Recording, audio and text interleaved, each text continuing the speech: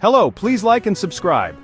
Today, Benjamin Netanyahu, Israel's prime minister, accused Hamas of backing out of a truce agreement meant to release prisoners and halt the intense fighting in Gaza.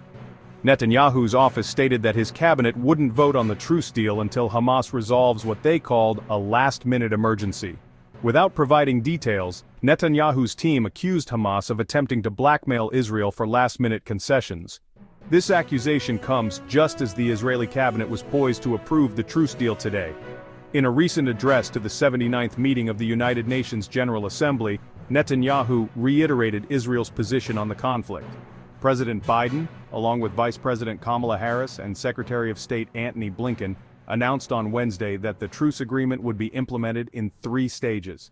The first stage, Biden said, is set to last 6 weeks and includes a full and complete ceasefire, withdrawal of Israeli forces from all populated areas of Gaza, and the release of several hostages held by Hamas.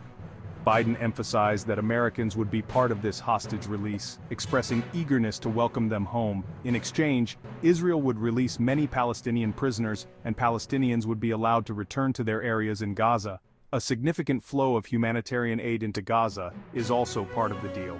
Despite assurances from senior Hamas official Izzat al-Rishq that the group is committed to the truce, Netanyahu's office accused Hamas of reneging on an earlier agreement.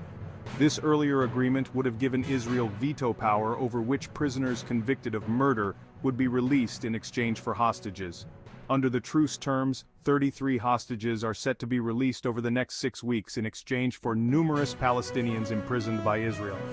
Israeli forces would withdraw from many areas, allowing countless Palestinians to return home and facilitating a surge of humanitarian aid. Celebrations erupted in France, with citizens gathering in Paris to applaud the truce agreement. However, the joy was short-lived as Palestinians in Gaza reported heavy Israeli bombardments overnight. Gaza's health ministry claimed that at least 48 people, including women and children, were killed in Israeli strikes from Wednesday to Thursday morning. Mediators from Egypt, Qatar, and the US are meeting in Cairo to discuss the truce's implementation. These discussions follow a year of indirect talks between Israel and Hamas. President-elect Donald Trump's Mideast envoy joined the talks in the final weeks, with both the outgoing administration and Trump's team taking credit for the breakthrough. The conflict has resulted in over 46,000 deaths in Gaza, mainly women and children, according to Gaza's health ministry. Israel claims to have killed over 17,000 fighters, though it has not provided evidence for this figure.